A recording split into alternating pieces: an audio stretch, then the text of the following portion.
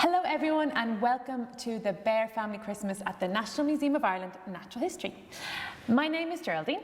And I'm Emma. And we both work in the Education Department at the museum. So we hope you had a very Berry Christmas this year and thanks very much for tuning into today's event.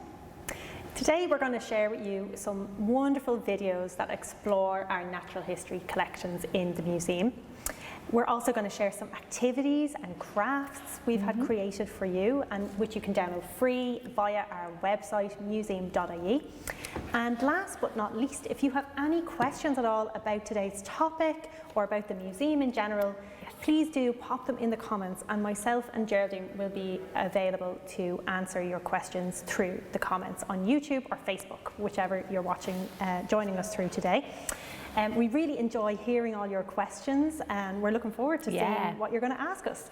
So I wonder, have any of you been to this science museum before? Let's take a sneak peek inside in this short video coming next.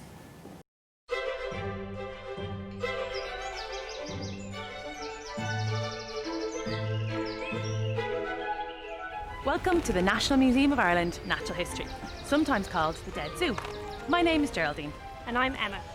We are both zoologists and museum educators. Today, we're going to take you inside the museum to see some of the animals and learn more about them. Let's go! This science museum opened its doors over 163 years ago. And today, it has over 10,000 animals and fossils for you to see up close.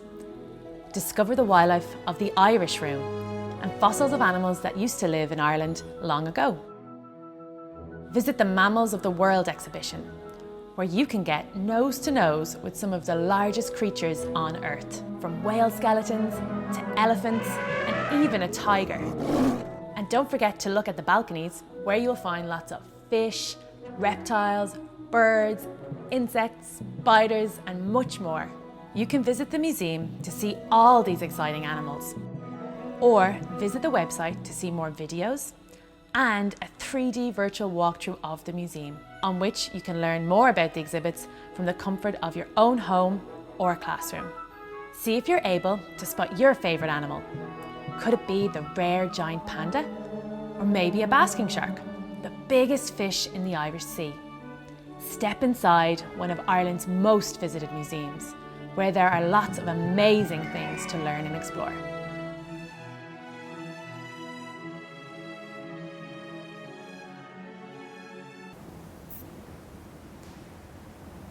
We hope you all enjoyed getting to explore inside the museum in that short video.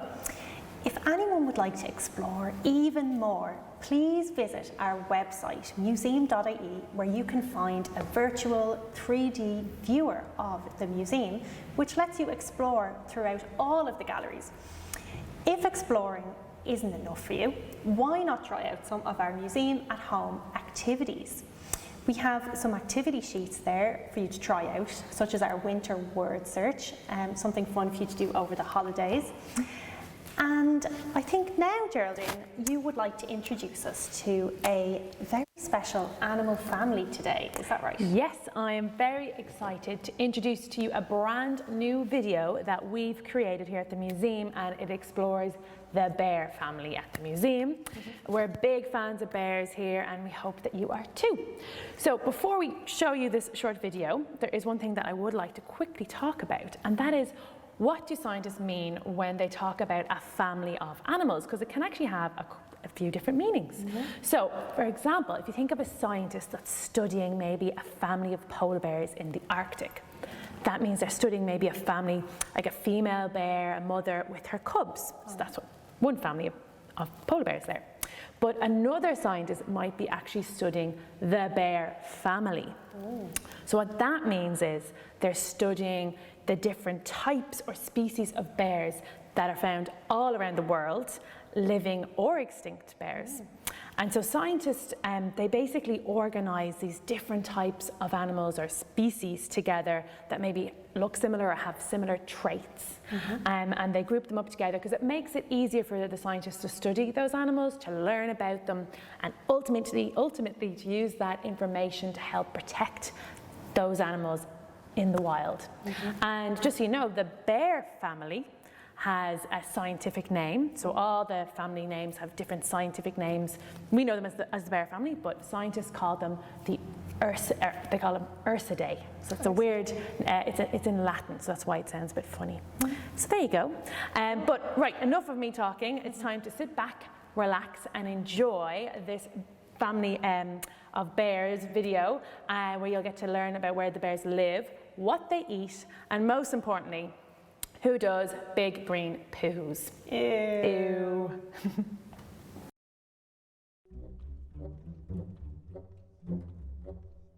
Here we are at the Mammals of the World exhibition at the National Museum of Ireland Natural History. Today, we are looking for the bears.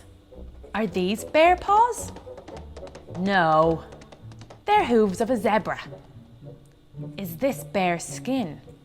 No, it's an elephant. Let's see. This display has a big body, is covered in fur, walks on all fours, has claws, a snout, a short tail, and short ears. Yes, it's a bear. But what kind of bear is it?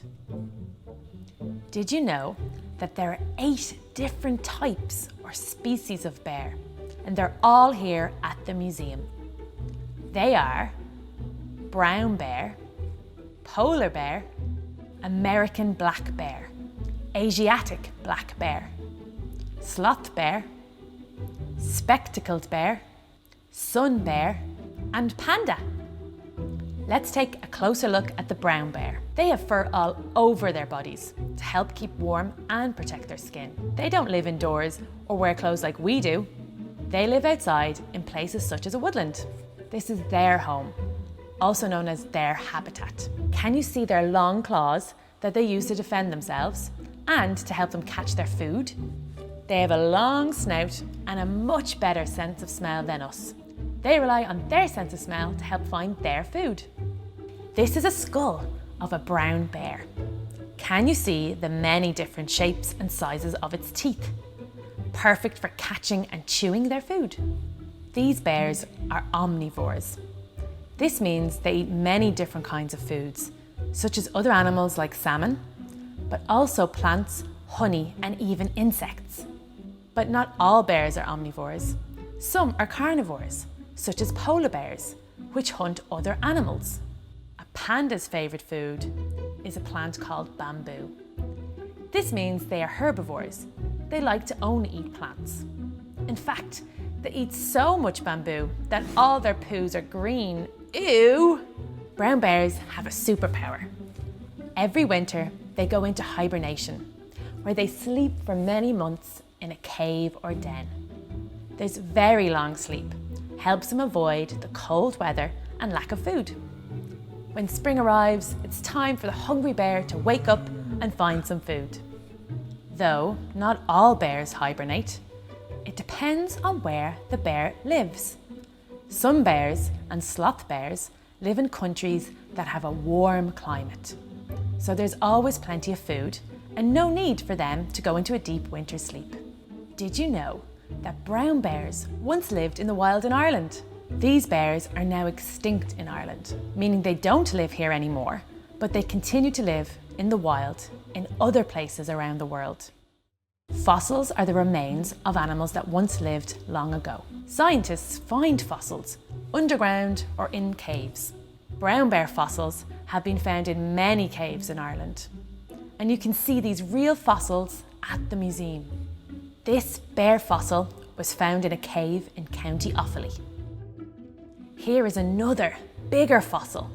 It's a skeleton of an extinct bear called a cave bear. These large bears no longer exist, but scientists found their fossils in a cave in France, where the bear lived over 24,000 years ago. Some bears are endangered, which means there are only a few left in the world, and they're at risk of going extinct. Scientists in different countries work together to try and help protect the endangered bears, learning as much as they can about the bears' way of life and where they live. Just like the scientists who are working to protect the bears, ask yourself, how can you protect animals living in your school, local park, or garden.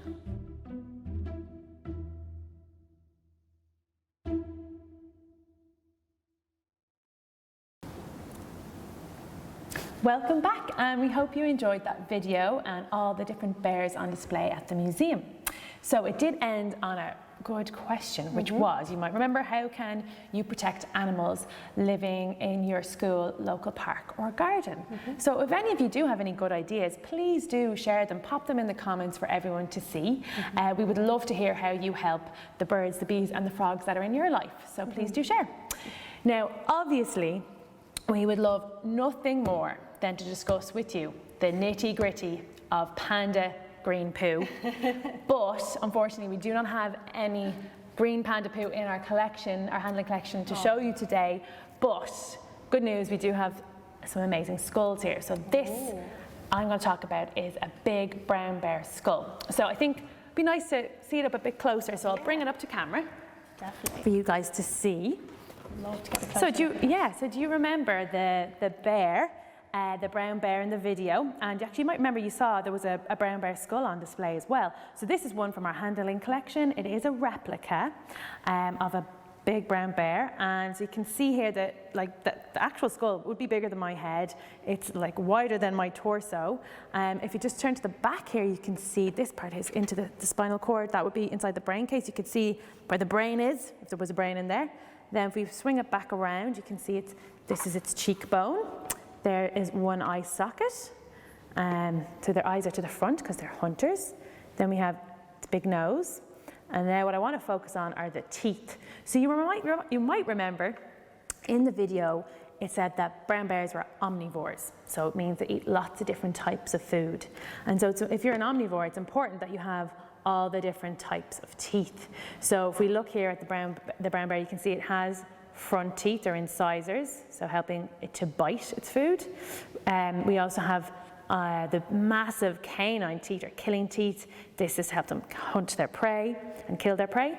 And then we also have these big molars, flat molars at the back. And these are really important for the omnivore because it does eat all the different types of food and tough vegetation. It needs these flat molars to help it chew and grind up its dinner.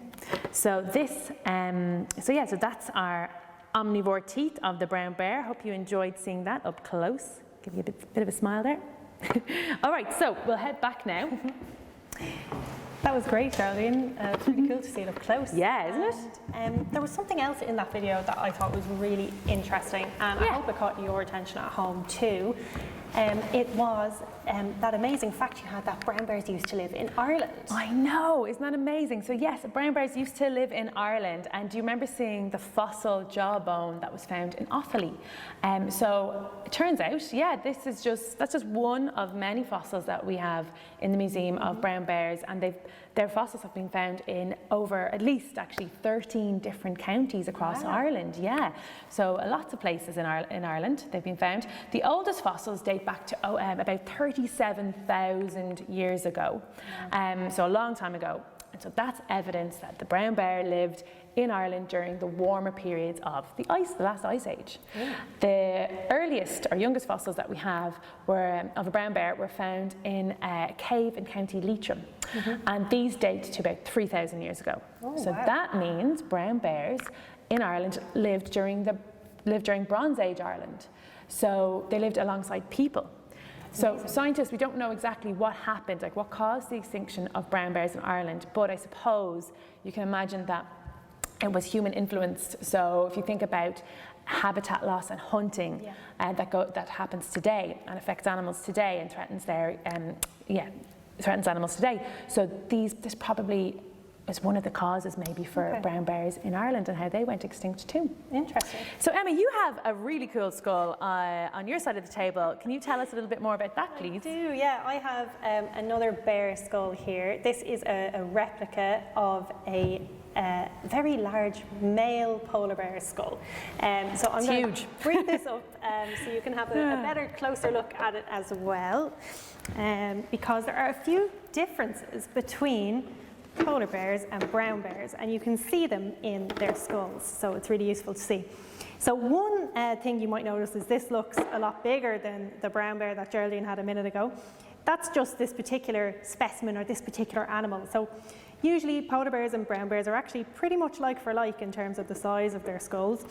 But there are other differences between them. One of the biggest ones you'll notice, and even if you look at pictures of bears, you'll see this, is that polar bears have a much longer snout or a longer nose. And they also have their eyes way up on the top of their skulls. So these are their eyes here. And having the eyes on the top of your head is a very particular adaptation or a special feature of polar bears, and it relates to their behaviour. So polar bears, their scientific name in Latin is Ursus maritimus, and that means that they are bears of the sea. So polar bears love to spend most of their lives actually in kind of a semi-aquatic or water lifestyle. They like to swim around in the high Arctic oceans. And the reason they do this is because their favourite food lives on the ice. They are ringed seals.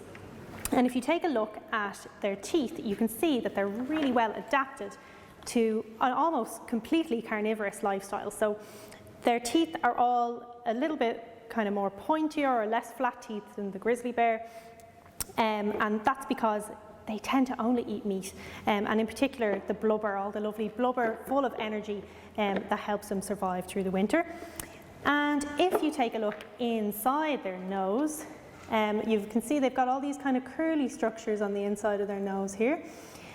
These are called turbinate bones, and these are there to warm the air as it comes into their nose and put some moisture into it. So basically it stops polar bears getting that shock of cold air into their lungs and making them cough like we do sometimes if we go out in the cold. So they are really well adapted to living in freezing Arctic temperatures. Wow, that's so cool. Thanks for showing us that. So we've looked at our handling collection now. I think it's time for some art and crafts. Yeah. So you can download these arts and crafts from our website. Just find the Museum at Home section within the Engage and Learn pages on museum.ie. So yeah, the first thing I want to show you is our beautiful brown bear activity sheet that Emma coloured in with her own bare hands earlier. And it's very beautiful. And just fun fact, brown bears, they're not always brown. They actually can range in colours from like creamy white to nearly black. So you can colour yours in brown, or you can, because it's art, you can colour your bear in whatever colour you like. It can be rainbow. Yeah, exactly. So yeah, that's pretty cool. What have you got to show us? Yeah, and as well as the colouring sheets, guys, on our Museum at Home pages, we also have these really cool bear masks that we had made. So these are these printable templates. So you can print this out and you can colour it in. And this one is a brown bear. We have a polar bear as well. And you can then cut out your mask and make little holes for string to wear it on your head, and basically you can act like a bear this Christmas or this winter if you want to. But before we try to act like bears, I suppose it's important to think about how do bears behave, or how do they act during the winter. So probably we should start with polar bears. So I've got a polar bear mask here that I made earlier. And polar bears are a bit unusual, I suppose, in that they don't hibernate during the winter. Unless they're females and they're getting ready to have cubs, sometimes they will dig a den in the snow and they will have their cubs under the cover of the snow during the winter. But the rest of the polar bears love winter. Winter's their best time of the year. They're so well adapted to the cold, and it's also the time when there's the most amount of sea ice up in the Arctic, and they need sea ice to find seals for them to eat. So they go way out onto the pack ice, really far from land. They're walking on the ice, and they will swim between all the ice floes and try and find where all the seals are hanging out, basically. So they can eat lots during the winter. So that's what polar bears love to do. They love to stuff their face with loads of yummy food. Sounds good. What about brown bears, Geraldine? Brown bears. What do you like to do during the winter? Well, this is my brown bear mask, and brown bears act very differently to polar bears. Some might even say they're polar opposites. So brown bears also live in places that it can be very cold in winter. So they live in places like Norway or Russia, North America and Canada, and it gets very cold up there in winter time. But and during those cold times, the food just disappears. There is no seals there or ice for the bears to hunt. So instead, they have adapted a different way of life. They hibernate, they're hibernators. And so they will find a den and they will go to sleep for as long as 7 months of the year. Wow. Like over half the year, between 5 and 7 months, which is super long. It's just like their superpower. Amazing. And during their big winter sleep, everything slows down for the bear. So their body temperature drops, their heart rate reduces from 70 beats per minute to about 20 beats per minute, so really slows down. And during their hibernation, they just they just survive on their fat reserves that they've built up by eating all that food during the summer and spring months, which is amazing. And my favorite fact is that the brown bear, when it's hibernating for 7 months, doesn't eat, doesn't drink, doesn't poo or pee for that whole entire time, which is just remarkable. And scientists are really interested by this because when you think about it, like we can't hibernate, humans can't hibernate, but these big animals like polar bears and brown bears can hibernate. And like, you know, how does the animal do that? Because when they wake up, they're perfectly healthy, just starving, understandably. So scientists are actually right now up in Scandinavia in Northern Europe, they're studying hibernating brown bears to figure out, okay, when the brown bear hibernates, you know, how does it do this? And like they're using that information to basically help heart conditions in humans. Wow. Yeah, and also to help space medicine. Isn't that really cool? So some scientists have the best job ever. So to answer your question though, yes, brown bears, in winter, they're sleepy. They sleep a lot. So that's what they're doing. That's their favourite thing to do. That's their favourite thing to do. Yeah. Okay, so both of those sound really inviting to me. It's really hard to decide which thing I'd like to do over the winter, the Christmas holidays this year. But will we have a go, Geraldine? Yes. Okay. So I think I know which one I want to be. Right. I am going to be a polar bear because I love eating all the sweets on Christmas Day, and you know, over the next couple of weeks I'll still be eating sweets. Yeah, well, I do love food, but I do love my sleep. So I think I'm going to be a hibernating brown bear, have superpower. See how long I can sleep for. And also, you can just you can see you can wear them as masks on your face because you've got eyes to look out, but you can also wear them on your head. And I've made my polar bear. I put some cotton wool on him so he looks fluffy, he has a little goatee going on. But just to say, I didn't cut out his eyes because most of the time I wear glasses. And so I couldn't fit the mask on my head, on front of my face. Yeah. So what I've done is just leave it like so, just colour it in, and yeah, you can just pop it on top of your head. Have a beautiful bear head mask. Awesome. So yeah, pretty awesome. So guys, we'd love to know what is your favourite bear. What bear would you like to be this winter and why? So please pop it in the comments. Let us know why you have chosen your particular bear. We'd love to know. So yeah. It's snowing! Wow, that's amazing! It's very cool. We've got a lovely winter Christmas. It's getting a bit chilly though, so I think it's time for us to go. But before we do, please do share all your creations, your masks, your colouring sheets with us. You can send them into the museum's social media channels, or you can also send them into educationnh@museum.ie. But please do ask for permission from your parents first if you do so, and enjoy making those bear art. So parents, please like, follow and subscribe to the museum's social media channels, or sign up to our newsletter where you can get updates on what's going on in the museum and what events are coming up in future. Thanks for all the questions, guys. We're going to keep answering them, myself and Geraldine, via the comments now for the next 30 minutes or so. And yeah, that's it, guys. Yeah, have a very Merry Christmas. Thanks a million. See you again soon. Happy New Year. Bye.